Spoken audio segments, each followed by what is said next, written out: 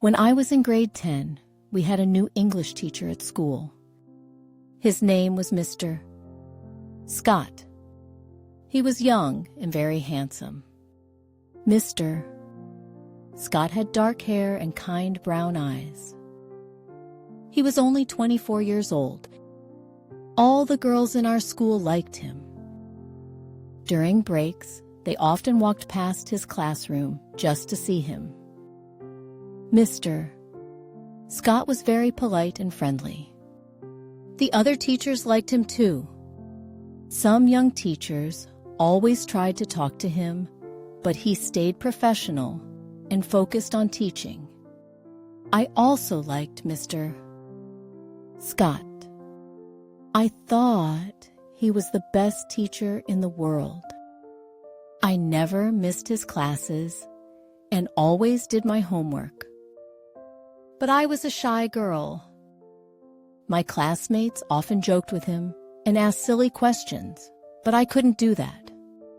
I just worked hard in his class and listened to him carefully. Sometimes I wore my favorite dress to his lessons, hoping he would notice me. During class, I felt very nervous when he called on me. My heart beat fast and my hands shook.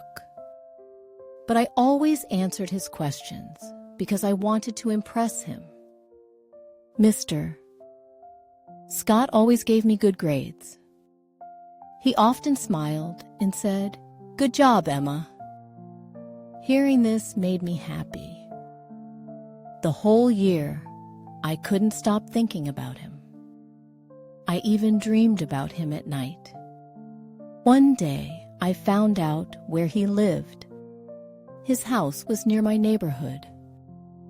Sometimes, I walked past his house, hoping to see him. If I did, he would smile and say hello. If he was with his friends, I felt very jealous. When I moved to grade 11, something terrible happened. Mr. Scott left the school. He got a new job in another city. I was very sad. I missed him so much. I even walked past his old house, but he wasn't there anymore. After some time, I started preparing for my university exams. I joined extra English classes. On my first day, I couldn't believe it. Mr. Scott was the teacher. I felt so happy to see him again. He smiled and said, "Welcome back, Emma." For 6 months, I worked hard in his class. I became one of his best students. Sometimes we stayed after class to talk. He asked me about my plans for the future. I asked him about his new job. One day, he offered to walk me home. I was so surprised, but also very happy. After that, he often walked me home. I felt like the luckiest girl in the world. Soon we started spending more time together. We went to the park, watched movies, and talked for hours. I still remember our first kiss. It was like a dream. I thought Mr. Scott was the perfect man. But one day, he told me he had a new job offer in another country. He had to move to the USA. I felt heartbroken. We promised to write letters to each other. For a while, we stayed in touch, but life was busy. For the first few months, we wrote letters to each other. I waited for his letters every week, but over time, the letters became fewer. I started college and we lost touch. 8 years passed. One day, I found Mr. Scott on a social media site. I sent him a message and he replied. We decided to meet. I was very excited to see him. I dressed nicely and went to the cafe where we planned to meet. When I saw him, I was surprised. He looked different. He was older now, and he had gained some weight. His hair was not as blonde, and his blue eyes were not as bright. We talked for hours, but I felt something was missing. He was not the same person I had loved as a teenager.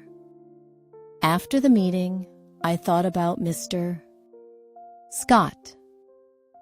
I remembered the young, handsome teacher who made me happy in school. But I realized that my feelings had changed. We grow up. We change. What was important to us before is not always important now. But I will always smile when I think about my first love, my teacher, Mr. Scott. After meeting Mr. Scott again, I felt both happy and sad. I was happy to see him and talk to him. But I was also sad because I knew my feelings for him were gone. The next day, I looked at old photos from school. I saw pictures of my friends, my teachers, and even Mr. Scott. I smiled when I saw them.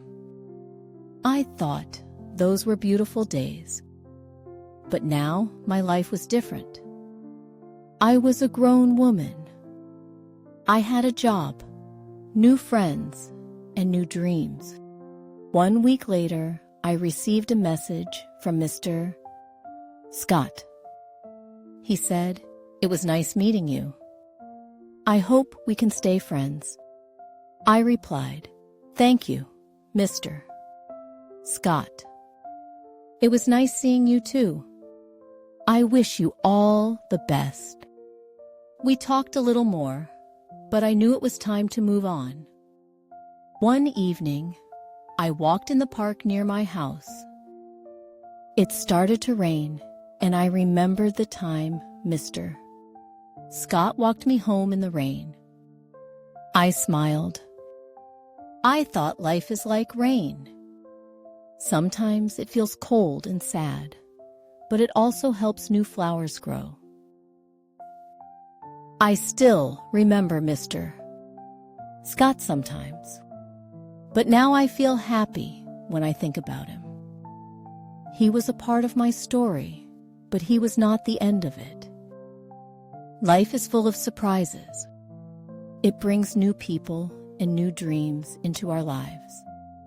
And sometimes the best moments come when we least expect them.